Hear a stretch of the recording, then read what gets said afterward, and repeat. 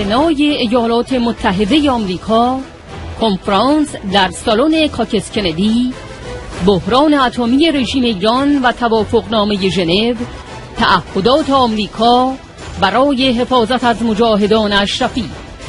17 دسامبر 2013، 26 آذر 1392. Good morning, everybody, and welcome.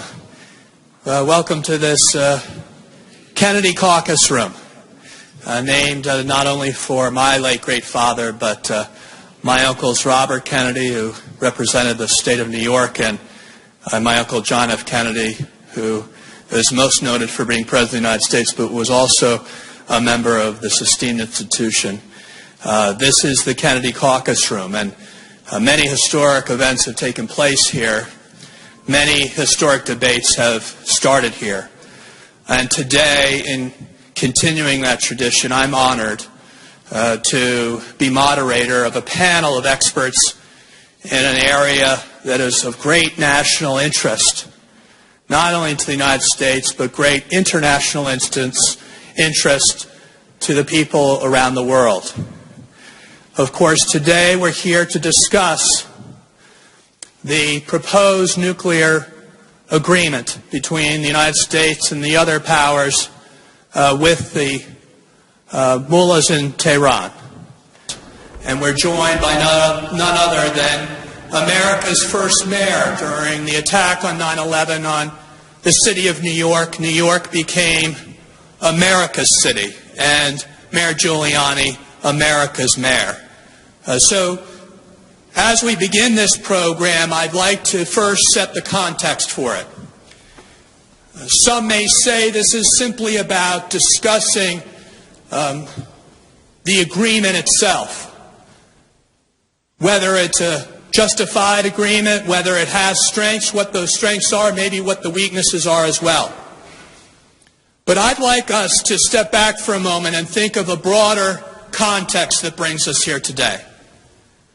Because what I think is underlying the discussion that we're going to hear today about the nuclear deal, so to speak, is a much broader issue that has to do with politics, yes, but most importantly, it has to do with human rights and the United States' position internationally in respecting the rule of law, and the United States' position internationally in upholding the principles upon which this nation was founded.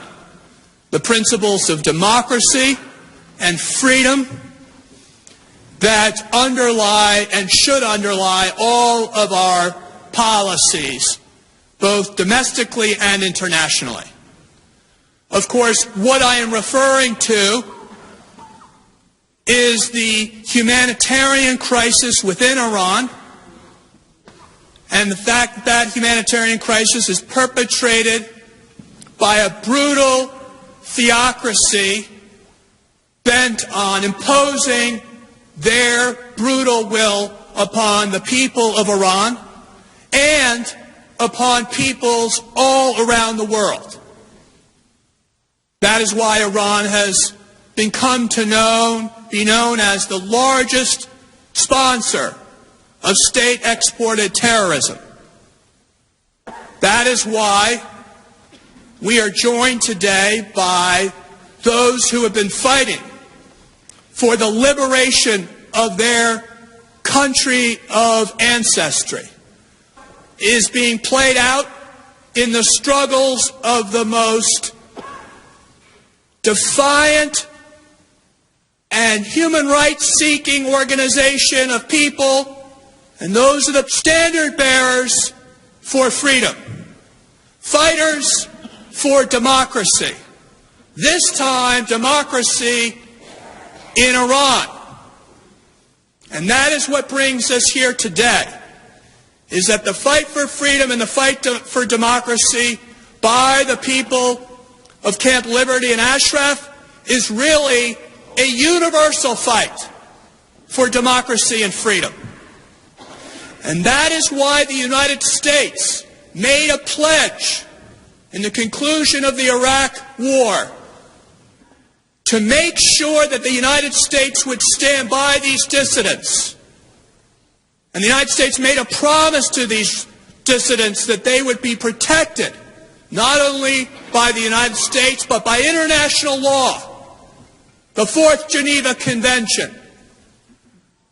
Imagine a great country such as ours, the beacon of democracy and liberty throughout the world, is not only reneging on its own commitment to those dissidents who are fighting for freedom, but is also in defiance of our obligations under international law to see to it that those asylum seekers, refugees in Camp Liberty are resettled and protected once and for all. But I want to tell you what's behind the energy to ensure that that agreement get the proper discussion and debate.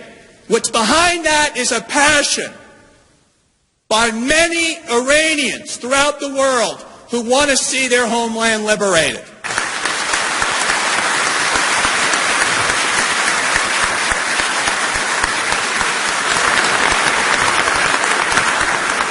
Many thanks, Pat. It's an honor to be here today with General Shelton and Mayor Giuliani and you and this distinguished audience.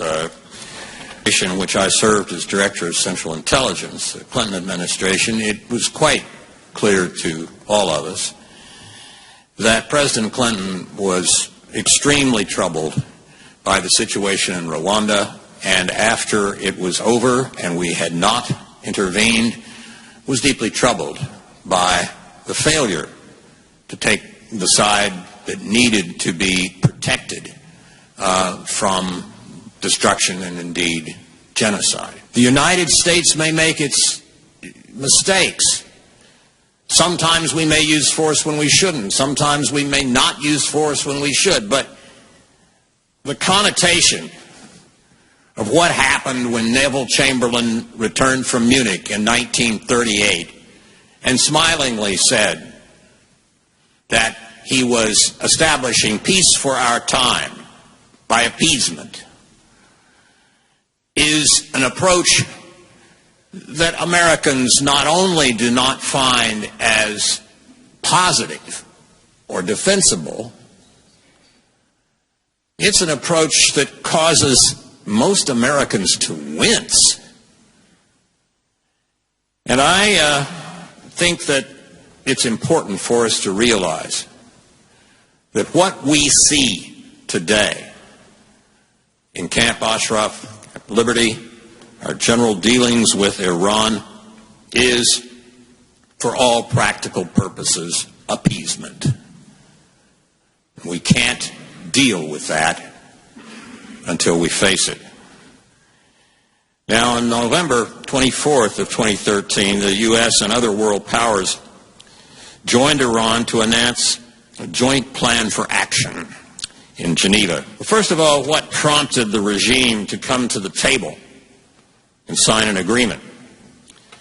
The accord and Iran's interpretation of it reflect a desperate situation in which Tehran, the desperate situation in Tehran, which has been crippled by international sanctions and economic mismanagement, rising internal discontent, factional feuding, as well as devastating revelations of the organized opposition to Iran's nuclear sites that's threatened the survival of the mullahs and for them provided a degree of retreat, a path of retreat should they choose to accept it, on the nuclear issues. But they have not chosen retreat.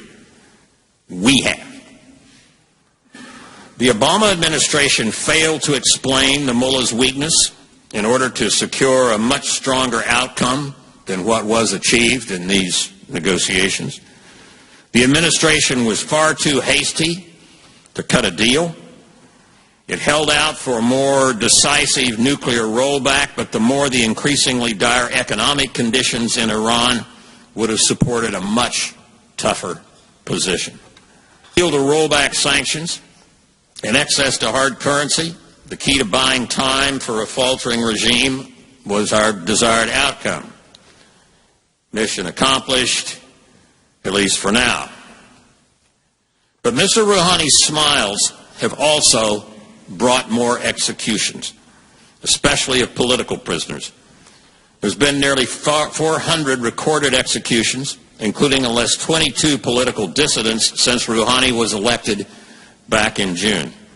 Amnesty International, in a statement after the first 100 days of Rouhani in office, said Amnesty is alarmed by the increasing rate of executions in Iran, particularly since President Rouhani took office. The human rights organization added Iran's prisons remain full of political prisoners and prisoners of conscience, many of whom suffer from lack of adequate medical care.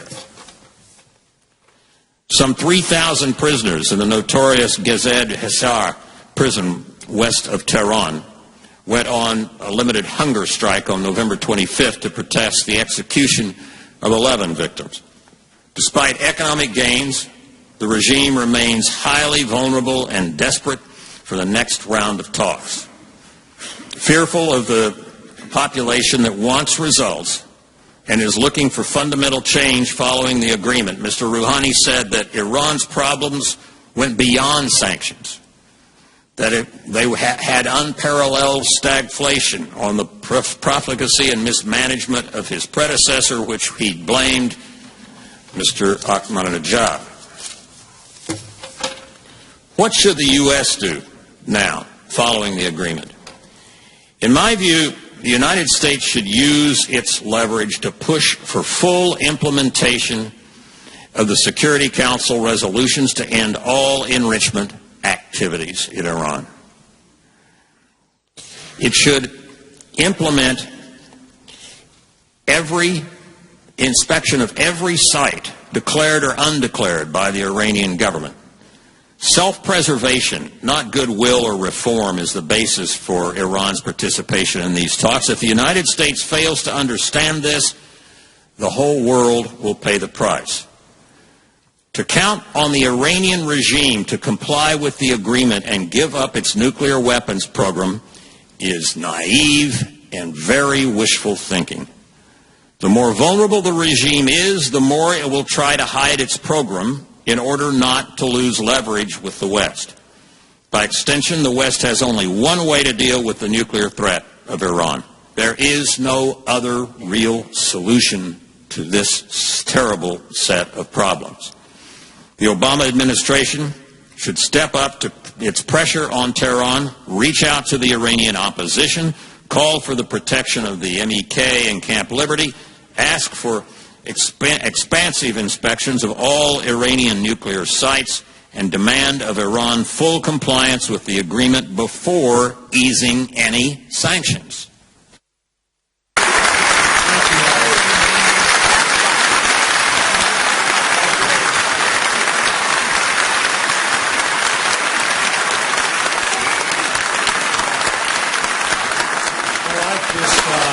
This enthusiastic crowd. I need to take you all to Arkansas. I apologize for just kind of sneaking in and sneaking out. Right now, as you know, the Senate is engaged in trying to get a budget for the next year, working hard on doing that, and just kind of wrapping up loose ends. The problem is the government functions like I did when I was in school, cramming everything into the last few days. So, again, I just want to welcome you here. I'm really sad that I'm not going to get to hang around. I appreciate getting to hear Mayor Giuliani, but I want to congratulate you. I know how hard you've worked. I know how important this issue is. Your grassroots efforts, making Congress aware, really has paid off, and again, in so many different ways. So I want to congratulate you for your hard work. It is paying off. You're helping alert the average congressman, the people of America, to the atrocities of this regime in so many different ways. And so, again, I appreciate your advocacy. Certainly we will help any way we can. And, again, it's just good to have you here. So thank you very much.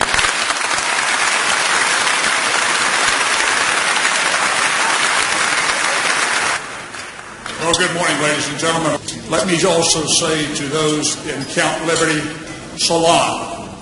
And I second everything that Mayor Giuliani said. They are the true heroes.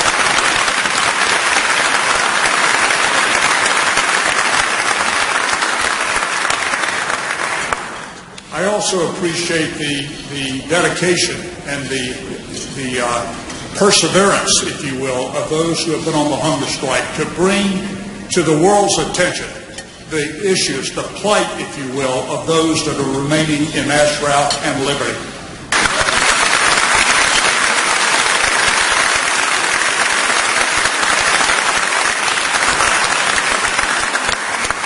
I also want to recognize and thank Madam Rajabi for the leadership that she has provided to the MEK during this very difficult period of getting the MEK delisted. And she's held up through some very difficult times and has basically done it without the very strong support of this country, for which I would apologize. I don't think that we have lived up to our promises, to our commitments. I know we haven't, and that has made her job that much more difficult. I want to speak for just a minute today about this Geneva Convention or Accord, as you will, nuclear agreement.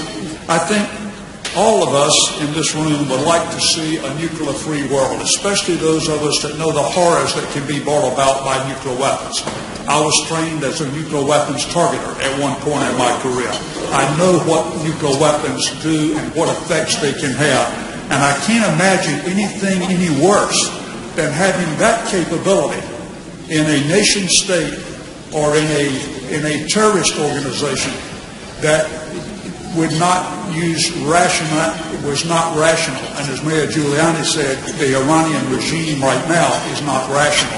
And so when you look at Iran and you talk about nuclear weapons being in their hands, you get the worst of both worlds. You've got it in a non-rational nation state, and you've got it in the hands of the largest supporter of terrorism, largest nation state supporter of terrorism in the world today.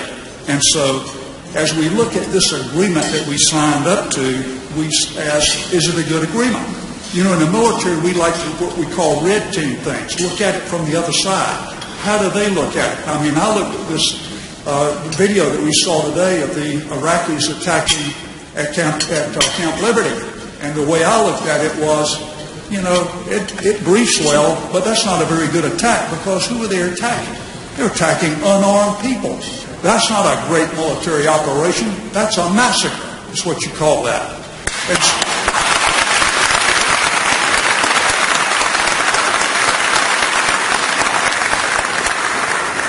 And so as I read this agreement that we've looked at, I come up with the very same conclusions that I think Director Woolsey came up with. If you look at it from the Ayatollah standpoint, great recognition by the world that we have an enrichment program.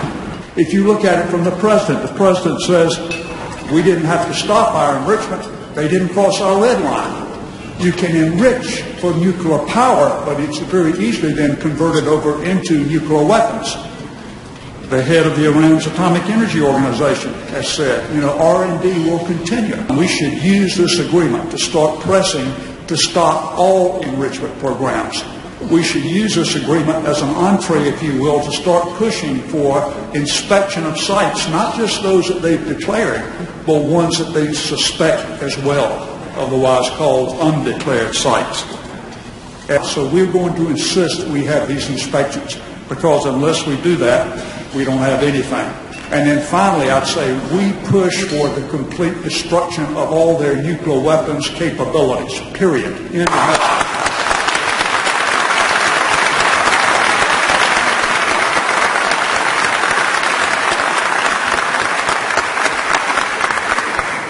We've got to remember that Iran would sign only an agreement that was for their own self-preservation. That's what motivates them. They want to continue to survive. That's why they hate the MEK. That's why they hate everything that the MEK stands for, is because it's the antithesis of what they stand for. And they want...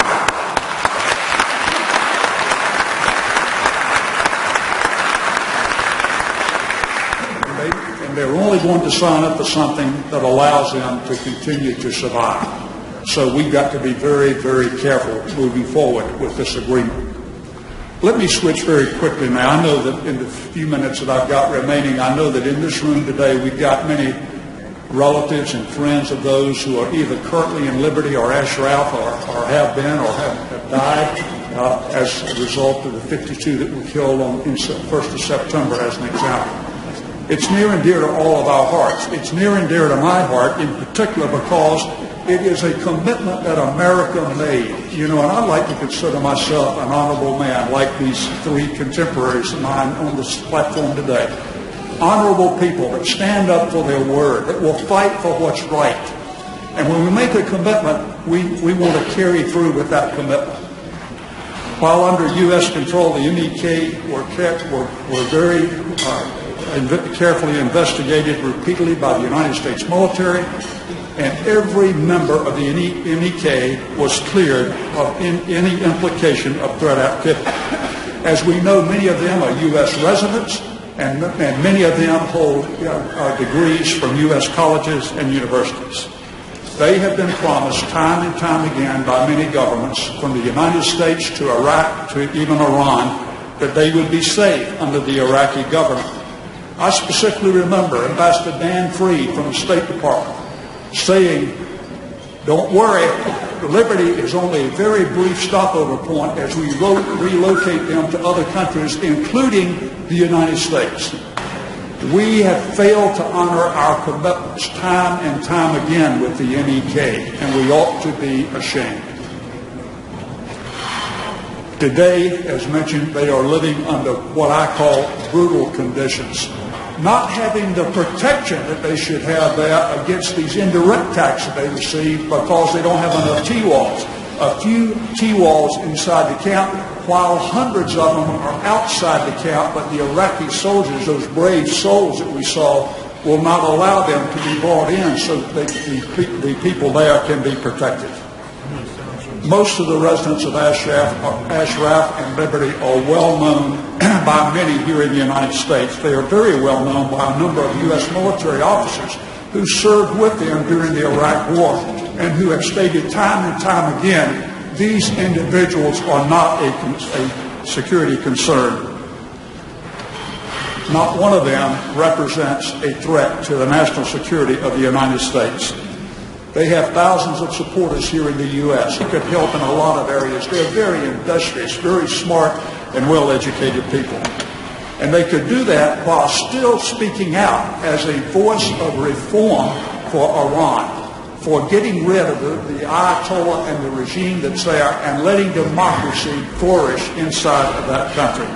If America keeps its commitment, and if we use the considerable power that we have, and particularly here in the halls of Congress, who control the budget streams, not only for Maliki and the Iraqis, but the budget streams for the Department of State, who listen when Congress comes over and says, either do the right thing or you're going to be penalized. And the way you penalize them is take it out of their budget.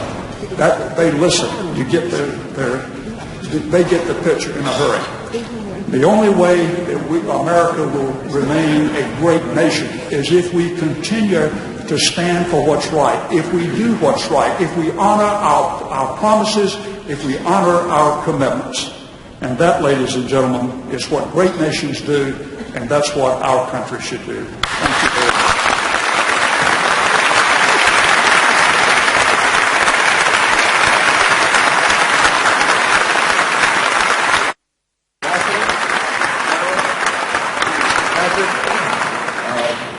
All of you that are here, it's a great honor for me to be here and to speak on this issue, but particularly to speak on behalf of the people of Camp Liberty, because they're the people that are at risk right now.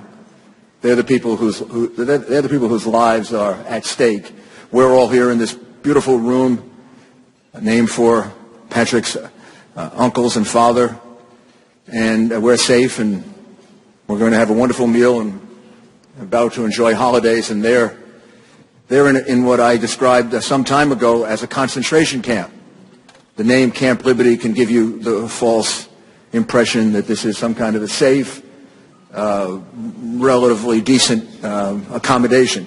In fact, it's a horrible concentration camp, very little space, very little heat, very little water, no protection, and it's become a killing field in which Iraqis and people working with them have been able to come in and just slaughter people. So it's both a concentration camp and a killing field, and we don't know when it's going to happen again. So this is a matter of great urgency, not just one of those things that we can put off. Patrick's family, his uncle, who was President of the United States, wrote a book as a very young man called Why England Slept. You know what it was about? It was about how England slept through the threats of Hitler, how it ignored clear warnings that Hitler was getting more powerful, more powerful, more powerful, even before Chamberlain, going back 4, 5, and 6 years. And then by the time of Chamberlain, made dreadful agreements that just made the Second World War not just possible, but much more dangerous and much more devastating and much more difficult than it had to be if it had to take place at all. You just wonder how we don't learn from history. I mean, you just wonder how is it that, are we stupid? We don't learn from history that if you appease dictators, if you appease authoritarian figures, if you appease people who oppress, that they get worse and worse and worse, and they push for more and more and more. The only way you can convince them to any form of a sensible agreement is by standing up to them, by being willing to stand up to them, not back off or appease or make them feel as if they can take advantage of you. So that brings us to the agreement that was reached a few weeks ago. I believe of a great victory. The sanctions have been hurting. The sanctions have been getting more severe. Many of them had become more severe over the objections of this current administration, even though the administration now likes to take credit for the sanctions working. They objected to many of the measures that made the sanctions more severe. But in any event, however we got there, we got to the point where the sanctions were doing their job of creating leverage, of creating tremendous pressure on the regime in Iran through the people of Iran that something had to be done. Some backing off of the very aggressive positions that were taking had to take place. And pushing for what had been the goal for the last 10 years, 6 UN resolutions. The goal of those resolutions was a non-nuclear Iran. And the thrust of all these resolutions and all this effort was, no, they could not be trusted to have the peaceful use of nuclear power. Now that shouldn't seem so extraordinary. This is a regime that's killed hundreds of thousands of people. This is a regime that is the biggest sponsor of terrorism in the world. This is a regime that's lied and lied and lied and lied. So if you could posit a regime that would be the worst regime to be nuclear, it would be the regime in Iran that is driven by out-of-control theocratic insanity and irrationality. So that's why the UN resolutions, the 6 of them, that's why the negotiations and the fighting and the debates and the sanctions of the last 10 years have been in existence, so that Iran would not be able to have nuclear capacity. And so that Iran would not be able to use nuclear power for peaceful purposes, because it couldn't be trusted to use it for peaceful purposes and not convert it into military purposes very, very easily. That's what the debate has been about. So you say, well, why shouldn't Iran have the peaceful use of nuclear power? Well, in addition to the fact that it's an irrational regime that's been very unstable, it also doesn't need it. Why do they need nuclear power? They have untold resources of natural gas and oil. Are we really naive enough? Are we really immature enough? Are we really stupid enough to believe that they need nuclear power for energy? I hope we're not, but I think we might be. This is absurd. This is the reason why we fought this for 10 years. Because it is laughable for the Ayatollah or Rouhani or somebody on their behalf to say, oh, we should have the ability to have the power, the ability to use nuclear power for peaceful purposes. They don't need nuclear power for peaceful purposes. They have plenty of energy. They've got plenty of energy to supply themselves and a lot of the rest of the world. And they've been doing it for generations. They need nuclear power for one purpose and one purpose alone. To be a military power in the Middle East. Maybe to assert themselves over Saudi Arabia. Maybe to create a hegemony in there that will create Iran, Iraq. Who knows who else they can intimidate. That's why they want to become a nuclear power. And I think there's a connection between those negotiations and what we see going on in Camp Liberty, concentration camp Liberty. We've been through this before. We've been through negotiations with Iran before. We have been through appeasing Iran before. Just a little history. Most of you know it, some of you don't. The MEK has had to function under the burden of being described until a year or so ago as a terrorist group. So the Clinton administration, in an effort to ingratiate us to Iran, in an effort, Ambassador, to appease, decided to make MEK a terrorist group, designated as a terrorist group. All of it, of course, had no practical effect. The attempts at reform just faded away immediately. They just continued to kill people, put people in prison, bully, threaten. And then they entered into negotiations with us, and we had inspections and inspectors, and the inspectors were pretty confident that this nuclear program was under control. So how did it get revealed that it wasn't under control? Was it through inspections, like we're going to rely on, if we have an agreement now, we're going to rely on inspections, right, to hopefully see if they can keep their word? Well, we did have inspections. The inspections, if we counted on them, would have said Iran was living up to the agreements. No, it was the MEK, their people inside Iran who are that this will be played for the people at Liberty, and I want to talk to them directly for just a minute. And I want to say to them that I know that there are times in which they can feel abandoned. I can't imagine what they're going through. We're sitting here safely, and they're sitting there in deprivation, cold, hungry, and suffering.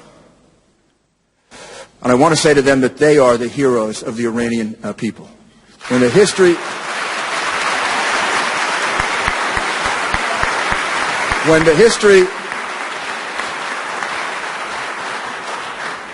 of this era is written, and Iran does become a democratic, free, decent country, which is what its people want, and what it will be, we just don't know when. It's going to be those people who died at Ashraf, those people who died at Liberty, and those people who suffered in both places. It'll be their names that are written on the monuments in Iran, and they will be the heroes, not the thugs and the criminals and the oppressors and the dictators who have now stolen their government from them. So to them I say, God bless you. We will remember you. We will not forget you. Thank you.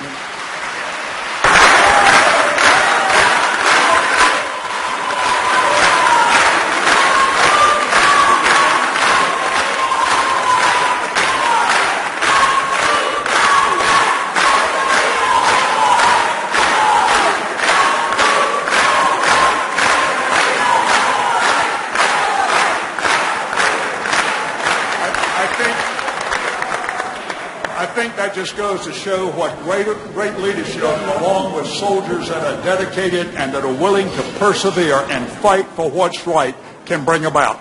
Thank you.